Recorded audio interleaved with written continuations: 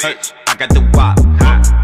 She wanna check on my watch. Ain't no more taking my top, bitch. She not a thot. Hope you chillin' or not. I get money, but I keep it humbly. One day, man, I might get a drop. She like Chick-fil-A, but on a Sunday, ain't nobody got what she got. She like thinking on a little bubble. She like when I take off the top. As far as I tell her, she loyal as hell. And if I go to jail, she won't fuck with the ops. No kind of imposter, the one on my roster. Goddamn, I most lost her. I'm rolling up. You know, to me, in my book, this whole James Harden 76ers situation is gonna go one of two ways tonight. The 76ers will either lose tonight. If they lose tonight, they lose in game 7. Right? Why do I say this? Because why do I say this?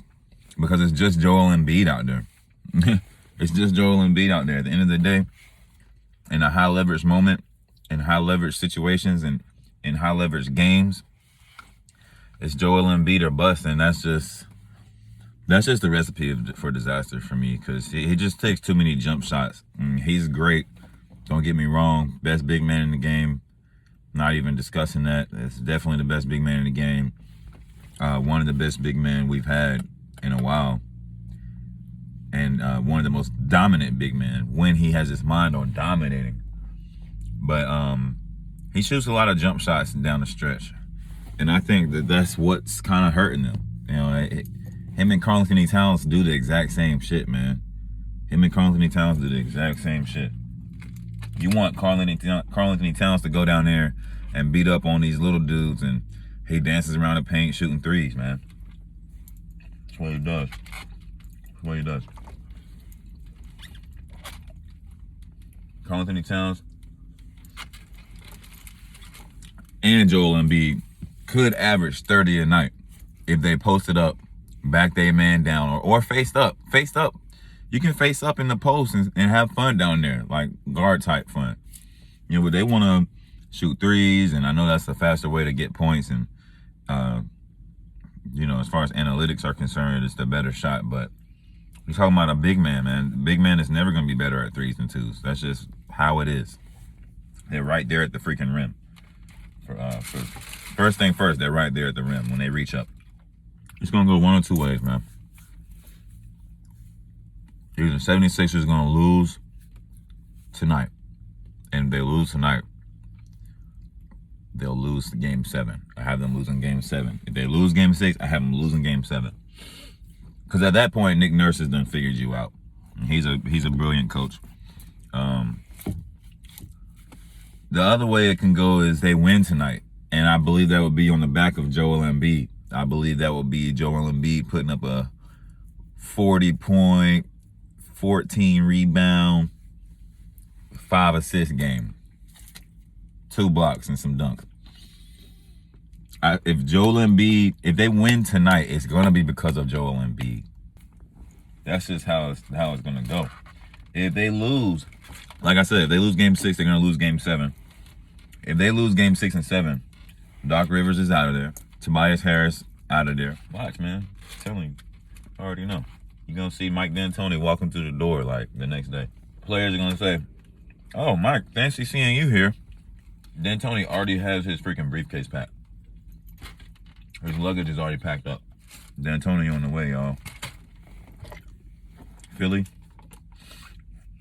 Now, this Suns game could get interesting, man. Because without Devin Booker, you're asking an old Chris Paul. You're asking an old Chris Paul to, after playing a full season, lead you down the stretch. Not leadership, his normal point guard shit, but scoring wise, when y'all need baskets, it's gonna have to come by Chris Paul. And I just don't know. Chris Paul has never been clutch in the playoffs when you absolutely need him to be. That's all I'm talking about. He's hit big shots I watched him in New Orleans, man. I think it was New Orleans versus Dallas. he hit crazy shots. I mean, he was going crazy. At that point, I thought he was the top 5 player in the league. But it's been a while, man. He hasn't been. He can't carry the load. He can't carry the load down the stretch against young guys. And he's got a young Alvarado on him. The guy's pouncing all over him, jumping on him. He's sneaking up on him. Dude got a lower center of gravity than freaking Chris Paul. That's crazy. But I think the glaring thing is Chris Paul has gotten a lot slower. You know what I mean? There was a time where Alvarado wouldn't even be able to keep up with him, even when he's like not going full speed. So Suns on upset alert, man. Because I think you're going to get a Valanciunas that's going crazy. He's going to leave it all out there tonight. I expect a 20-20 game from Valanciunas. I expect 30 and 10 from Brandon Ingram with 5 assists. He needs 30, 10, and 5. CJ McCollum, he needs to show his ass up. CJ McCollum does not show up when you need him to. I'm sorry, but that's just the facts. That's just the facts. When Dame Lillard needed him to show up, there were so many times CJ McCollum was MIA, bro. There were so many times where Dame Lillard was dropping like 40 and 50 and CJ was like 16, 17 when you needed, all you needed was CJ to have a 30-point game, a 25-point game. So we're going to see, man. They brought him over to be like a leader on and off the court, like a on-court, lead by example type guy, where he's, you know, able to get the respect of the team by what he can do on the court. That's basically what they brought him for. So we're going to see. But I'm not going to sit here and lie. If the Pelicans had Zion at full capacity and Booker went out, we would be talking about the Pelicans as favorites. I'm sorry. They're well coached. If Zion was playing, they would be favorites with Booker out. And it would be an upset. So, who else we got? The Mavericks versus the Jazz. Already talked about that. But it's just nothing you can do with Luka, man. When he's got his mind on torching you and getting you up out of it. When Luka Doncic has his mind on torturing your defense and getting you up out of there, I feel like that's something the Jazz can't stop. I feel like Donovan Mitchell's getting kind of, I don't know if he's easy to game plan for, but they don't look like this in synchrony like how they used to. No, Jazz don't look like they're in unison like they used to. So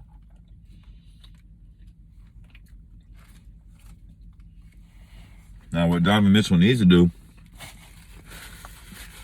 give that big boy Gobert the damn ball, make them put Marjanovic in. Make Dallas put Boban in. I mean, I will overfeed Gobert down there because the least he's going to do is it's going to be a reboundable miss. Instead of Donovan Mitchell jacking up 29 shots. It's freaking ridiculous. And if he, you know, you got to feed the big fella, bro. You got to feed the big fella, man.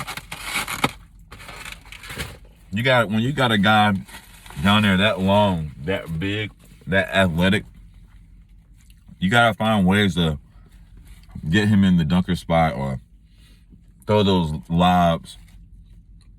You gotta find ways to keep him involved, man, and allow him to impact the game. You can't just say go down there, rebound, and block shots, because you need him on the pro level. You need absolutely everybody to be a threat. That's what you need. Right, take it. But I got the Mavericks winning that game by 10. For betting purposes, I'm going to go 7. But, yeah. Should be a good night of NBA action. NFL draft is on. Baseball started up. You know, my Red Sox doing their thing. So, you know, it's time for the sports world to spread its wings and fly, you know. Soon we're going to be talking about college football starting back up. So, yeah, it's a wrap, man. Peace and love. Bless up.